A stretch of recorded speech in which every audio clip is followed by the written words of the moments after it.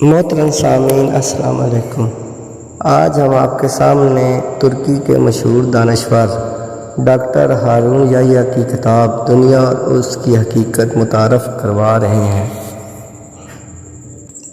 دنیا کی جن اقوام نے عیاشیوں میں پڑھ کر قرآنی قوانین سے انحراف کیا، ان کے زوال کو پیش کیا گیا ہے۔ ساتھ قرآنی آیات بھی دی گئی ہیں کہ کس قوم نے قرآن کے کس حکم کو جھٹلایا اور ان پر کون سی آفت پڑی۔ امید ہے آپ کو یہ کتاب پسند آئے گی۔ اس میں 7 پکچرز بھی دی گئی ہیں۔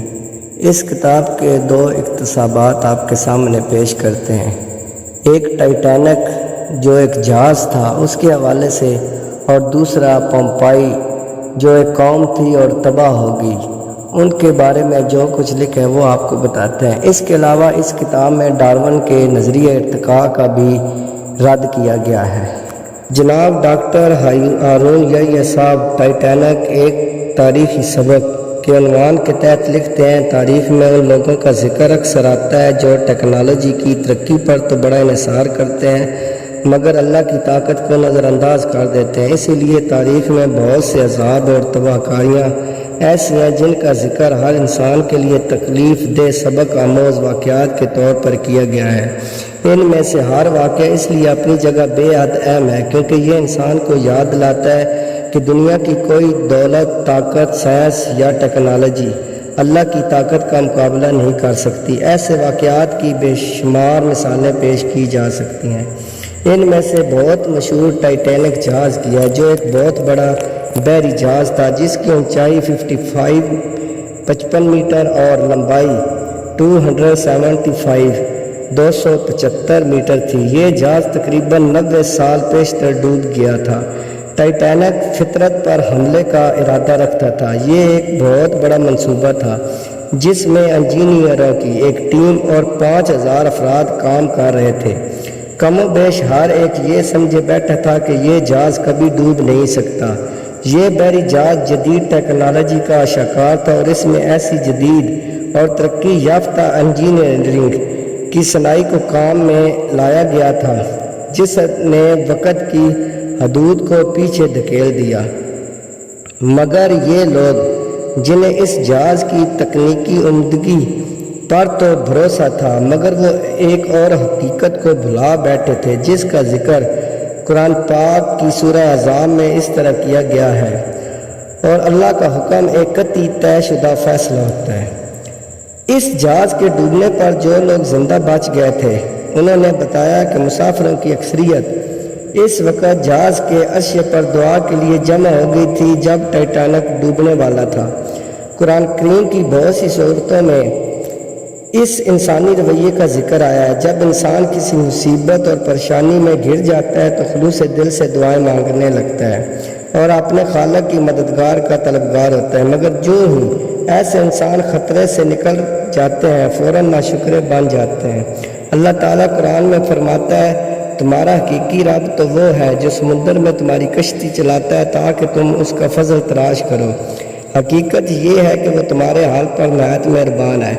جب سمندر میں تم پر مصیبت آتی ہے تو اس ایک کے سوا دوسرے جن کو تم پکارا کرتے ہو سب گم ہو جاتے ہیں، مگر جب وہ تم کو بچا کر خشکی پر پہنچا دیتا ہے تو تم اس سے منہ موڑ جاتے ہو۔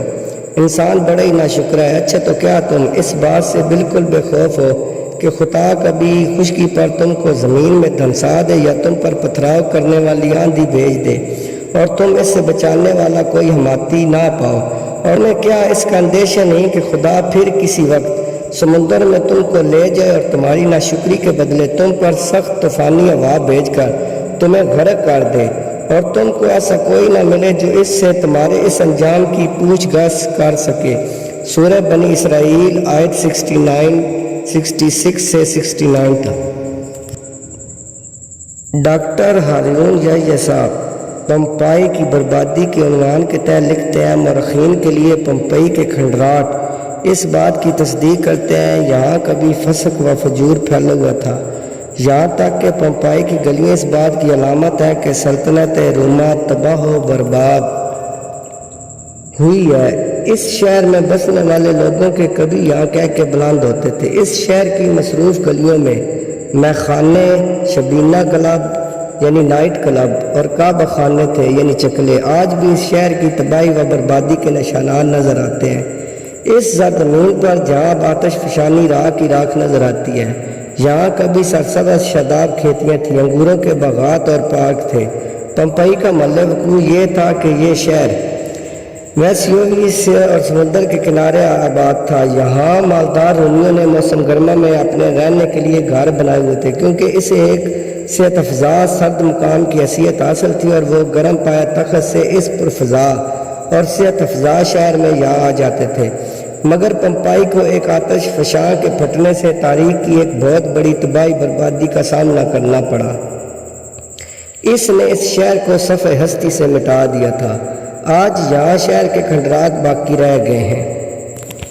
یہ موسم گرما کا ایک دن تھا جب امیر رومی موسم گرما گزارنے اس سے افزا مقام پر آئے ہوئے تھے کہ تباہی و بربادی نے انہیں آ لیا تھا۔ یہ واقعہ 24 اگست 79 CE کو پیش آیا تھا۔ موقع پر کی گئی تحقیق سے پتہ چلا کہ لاوا وقفے سے پھوٹا تھا۔ آتش فشاں کے پھٹنے سے قبل اس علاقے میں کئی جھٹکے محسوس کیے گئے تھے۔ ان زلزلوں کے ساتھ کافی فاصلے سے آنے والی گونجدار اور خوفناک آوازیں بھی سنائی دیتی تھیں۔ پہلے مرحلے میں کوہ سوویس نے بھاپ اور راگ اگنی شروع کی تھی۔ پھر آتش فشاں کے پھٹنے سے پرانی چٹانوں کے ٹکڑے گدلے بادلوں کے ساتھ فضا میں اڑتے ہوئے نظر آئے تھے۔ ان میں آتش فشاں کا سنگی مادہ جو آئینے کی مانند صاف و شفاف تھا اور تازہ ابل کر باہر آیا تھا، کئی ملین ٹن وزن کے ساتھ ہوا میں پھیل گیا تھا۔ ہوائیں راگ کے بادلوں کو اپنے دوش پر اٹھائے پمپئی کی طرف لے گئی تھیں، جہاں چھوٹے چھوٹے پتھروں کے ریزے گرنے شروع ہو گئے تھے۔ جب شہر پر سورج کی تماشا سے بچنے کے استعمال ہونے والے ایک شامیانے جیسی چارتن آ گئی، چادر تن گئی تو آتش فشاں کا سنگی مادہ راکھ بارش کی صورت میں پمپائی پر برسنے لگا۔ اس کے ایک جگہ جمع ہو جانے کی شرح 6 انچ فی گھنٹہ تھی۔ قرآن پاک میں بتایا گیا ہے کہ اس قسم کے واقعات تمام انسانوں کے لیے ایک یاد دہانی ہے۔ اللہ قرآن میں فرماتا ہے، یہ چند بستیوں کی سرگزشت ہے جو ہم تمہیں سنا رہے ہیں، ان میں سے بعض اب بھی کھڑی ہیں اور بعض کی فصل کٹ چکی ہے وقت کی درانتی سے۔ سورہ ہود آیت 100۔ سورہ ہود میں اللہ تعالیٰ فرماتا ہے، اور تیرے رب جب کسی ظالم بستی کو پکڑتا ہے تو پھر اس کی پکڑ ایسی ہوا کرتی ہے، فی الواقع اس کی پکڑ بڑی سخت اور دردناک ہوتی ہے۔ سورہ ہود آیت